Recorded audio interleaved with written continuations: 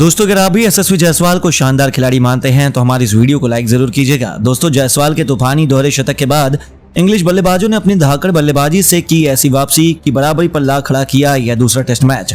तो आखिर कैसे यशस्वी जायसवाल के ऐतिहासिक दोहरे शतक की बदौलत टीम इंडिया ने इंग्लैंड पर कसा सिकंजा। आखिर कैसे जो क्रॉली के साथ मिलकर इंग्लिश बल्लेबाजों ने टीम इंडिया को मुंहतोड़ जवाब दिया।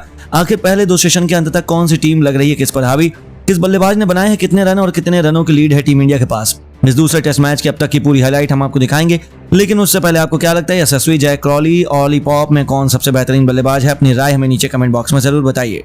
दोस्तों विशाखापट्टनम के मैदान पर इंडिया और इंग्लैंड के बीच खेले जा रहे दूसरे टेस्ट मैच का पहला दिन पूरी तरीके से यशस्वी जायसवाल के नाम था।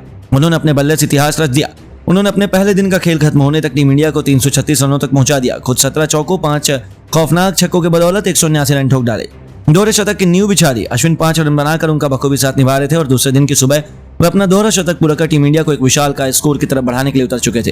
हालांकि शुरुआत में ही इंग्लिश गेंदबाजों ने उन्हें आक्रामक रुख अपनाने नहीं दिया। पहले कुछ ओवरों में तो यशस्वी ना ही रविचंद्रन अश्विन रन बना पा रहे थे, दोनों काफी तकलीफ में थे, लेकिन ज्यादा देर तक उन्हें बांध पाना गेंदबाजों के बस की बात नहीं थी। 98वां ओवर लेकर आए शोएब वसीर की गेंद पर कवर को चीरते हुए शानदार चौका जड़कर अश्विन ने टीम इंडिया को 350 रनों के पार पहुंचा दिया। जायसवाल से भी ज्यादा खतरनाक अंदाज में नजर आ रहे थे, यहाँ तक कि उन्होंने जिमी एंडरसन को भी नहीं छोड़ा और इस गेंदबाज के भी चौकों के दर्शन कराकर उन्होंने एंडरसन के सम्मान को ठेस पहुंचाई। लेकिन एंडरसन को अपनी बेइज्जती का बदला लेना बखूबी आता है। अगली ही गेंद पर इस दिग्गज गेंदबाज ने ईंट का जवाब पत्थर से दिया। नतीजा हुआ कि रविचंद्रन अश्विन जेम्स एंडरसन का शिकार हो गए। वह केवल 20 रन बना पाए, लेकिन यशस्वी को दूसरे छोर से रोक पाना इंग्लिश गेंदबाजों की बस की बात कहां थी। उन्हें तो आज खुद भगवान भी नहीं रोक पा रहे थे। अश्विन के आउट होने के बाद कुलदीप यादव जायसवाल का साथ निभाने उतर रुके थे।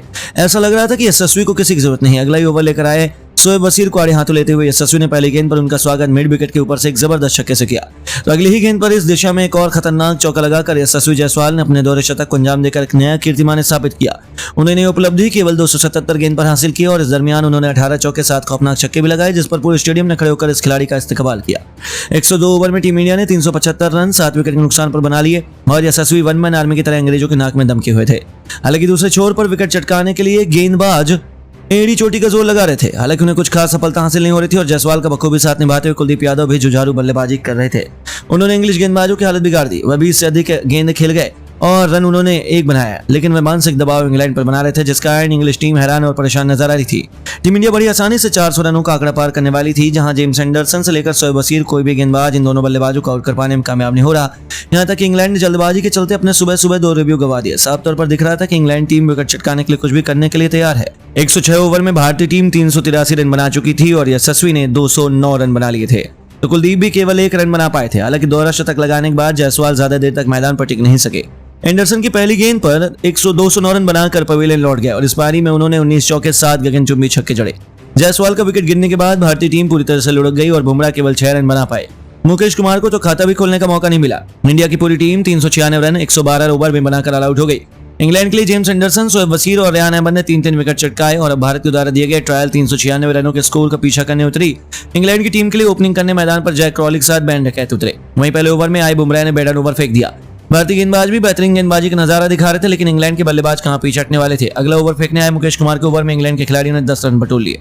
शुरुआत से उन्होंने बेसबॉल का असली अंदाज दिखाना शुरू कर दिया और उनकी धाकड़ बल्लेबाजी का नतीजा हुआ कि इन दोनों बल्लेबाजों ने मिलाकर लंच ब्रेक तक अपनी टीम को 6 ओवर में 32 रनों तक पहुंचा दिया था। लंच ब्रेक के बाद मैदान में उतरते ही इन दोनों ने एक बार फिर काउंटर अटैक रणनीति अपनाई थी। ये बैकफुट में जाने को तैयार ही नहीं थे। टीम इंडिया के शुरू में ही विकेट चटकाने के प्लान पर उन्होंने पानी फेर दिया और गरीबी में आटा गिरा।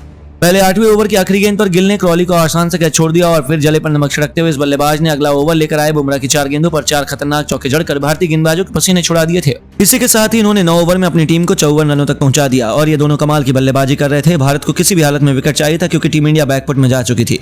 इंग्लैंड के दोनों ओपनर खिलाड़ियों ने 59 रनों की ओपनिंग साझेदारी बना ली। तभी पारी के 11वें ओवर में रोहित कुलदीप को बुलाते हैं और आते ही इस गेंदबाज ने कप्तान रोहित के भरोसे पर खड़े उतरते हुए महज अपनी दूसरी गेंद पर बैन डकैत को अपने जाल में फंसा लिया, जिनका आसान सा कैच पाटीदार ने लपका और इनके रूप में टीम इंडिया को पहली सफलता हासिल हुई, जहां डकैत 17 गेंद पर 21 रन बनाकर चलते बने और अब नंबर 3 के पायदान पर मोर्चा संभालने पर जल्द से मैच के हीरो ऑली पॉप मैदान में कदम रख चुके थे। दूसरी तरफ जय क्रॉली का बल्ला दहाड़ रहा था। 13वें ओवर में कुलदीप यादव के खिलाफ पहले एक चौका और फिर अगली गेंद पर तूफानी छक्का लगाकर इस खिलाड़ी ने केवल 52 गेंद पर अपना तूफानी अर्धशतक ठोक दिया। इन दोनों खिलाड़ियों ने 15 ओवर में अपनी टीम को 75 रनों तक पहुंचा दिया। देखते ही देखते इंग्लैंड ने 100 रनों का भी आंकड़ा पार कर लिया और टी ब्रेक तक इंग्लैंड एक मजबूत स्थिति में आ चुकी थी। हालांकि टीम इंडिया के बनाए स्कोर से वह काफी पीछे थे, लेकिन उन्होंने यह मुकाबला बराबरी पर ला खड़ा किया। लेकिन दोस्तों, आपको क्या लगता है इंडिया और इंग्लैंड में कौन या दूसरा टेस्ट मैच जीतेगा? अपनी राय हमें नीचे कमेंट बॉक्स में जरूर बताएं। दोस्तों, यशस्वी जायसवाल नाम नहीं बल्कि एक बहुत बड़ा सितारा विश्व क्रिकेट में बनता जा रहा है। आईपीएल से लेकर वेस्टइंडीज की धरती और अब हिंदुस्तान में भी उन्होंने करिश्मा कर दिखाया। अब तक जितने भी मौके जायसवाल को मिले हैं, उन्होंने उन पर चौका नहीं सीधा छक्का मारा है। यहां तक कि अब इंग्लैंड के खिलाफ पहले टेस्ट में भी उन्होंने 80 रनों की शानदार पारी खेली थी। हालांकि वो न टीम इंडिया को जीत दिला पाए, न वो शतक पूरा कर पाए, लेकिन दूसरे टेस्ट मैच में उन्होंने अपने उस अधूरे काम को इतने शानदार अंदाज में पूरा किया कि इंग्लैंड के खिलाड़ी भी रहम की भीख मांगने लगे थे। लेकिन तभी गुस्से से आग बबूला इंग्लिश कप्तान बेन स्टोक्स से और उनके गेंदबाजी शोएब बशीर, जो सिर्फ 18 साल के। उन्होंने भी जायसवाल से बदतमीजी करते हुए जो किया, वो देखकर तो हर एक हिंदुस्तानी का खून खौल उठा। जी हां दोस्तों, अपनी इतनी बुरी हालत उनसे बर्दाश्त नहीं हो रही थी। आखिर हो भी क्यों ना, उन्होंने टीम इंडिया का कोई बड़े बड़े झटके दिए थे। उन्होंने भारत के किसी भी अन्य बल्लेबाज को 40 रन भी नहीं दिए, लेकिन जायसवाल अकेले ही वन मैन आर्मी की तरह उनकी बेरहमी से कुटाई किए जा रहा था। जायसवाल ने टीम इंडिया को पहले 100, फिर 200, तो फिर देखते ही देखते 300 रन के पार भी पहुंचा दिया था। अब इंग्लैंड को मैच को काफी दूर ले गए। यह खिलाड़ी अपना 150 रनों का निजी माइलस्टोन पार कर चुका था। वो अपने दोहरे शतक की तरफ तेजी से बढ़ चले थे, तभी गेंदबाजी करने आए शोएब बशीर की एक गेंद पर जायसवाल छक्का मारने के प्रयास में चोटिल हो जाते हैं। उनके हाथ में क्रैम्प आ गया था, जिसके चलते वो बल्लेबाजी नहीं कर पा रहे थे। आनन फानन में फिजियो मैदान में आए और उनका इलाज करने लगे, लेकिन इसी दरमियान जायसवाल को तकलीफ में देखकर इंग्लिश खिलाड़ी तो ठहाके लगाकर हंसने लगे थे। खासतौर पर शोएब बशीर ने उनके पीछे से निकलकर उन्हें कुछ अपशब्द बक दिए, जो जायसवाल ने भी सुन लिए। बस फिर क्या था, जायसवाल को अपनी बेइज्जती बिल्कुल भी बर्दाश्त नहीं थी। उन्होंने तुरंत शोएब बशीर को अपने पास बुलाया और उनसे उनकी बदतमीजी का कारण पूछने लगे। लेकिन शोएब बशीर तो और भी ज्यादा बदतमीजी पर उतर आए थे। उन्होंने अपने डेब्यू पर ही उनकी इतनी बेरहमी से कुटाई की थी। यह खिलाड़ी जायसवाल को आउट करने के लिए कोई भी हथकंडा अपनाने को तैयार था। ये दोनों तो गाली गलौज करने पर उतर आए थे। तभी बीच बचाव में इंग्लैंड के कप्तान बेन स्टोक्स भी आ गए। उन्होंने भी अपने गेंदबाज का साथ दिया और दोनों जायसवाल पर चढ़ गए।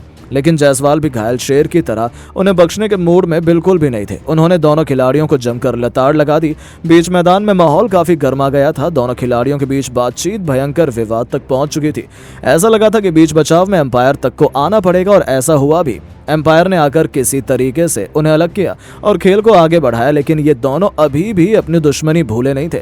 यहाँ तक कि जब पहले दिन का खेल खत्म हो गया, तब जायसवाल अकेले ही 179 रन बना चुके थे। उन्होंने टीम इंडिया को 336 रनों पर पहुंचा दिया और अंग्रेजों को खूब सबक सिखाया। उन्होंने हर एक इंग्लिश गेंदबाज की बोलती बंद कर दी थी।